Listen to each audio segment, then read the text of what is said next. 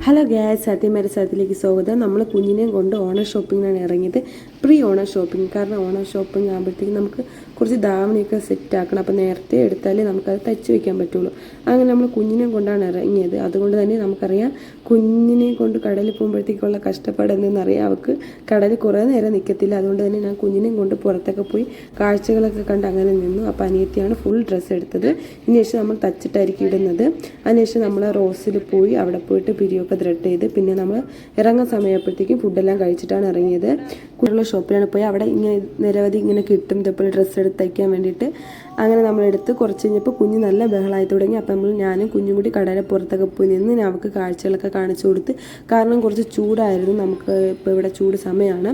അങ്ങനെ നമ്മൾ ഷോപ്പിംഗ് എല്ലാം കഴിഞ്ഞ് ഫുഡെല്ലാം കഴിച്ചിട്ട് തിരിച്ച് വീട്ടിലെത്തിയപ്പോഴത്തേക്കും ഒരു 6-7 മണിയായി. അതിനുവെച്ച് ഫുഡൊക്കെ കഴിച്ചിട്ട് നമ്മൾ കിടന്നുറങ്ങി. ബൈ ബൈ ഗൈസ്, ഇന്ന് ഇത്രയേ ഉള്ളൂ.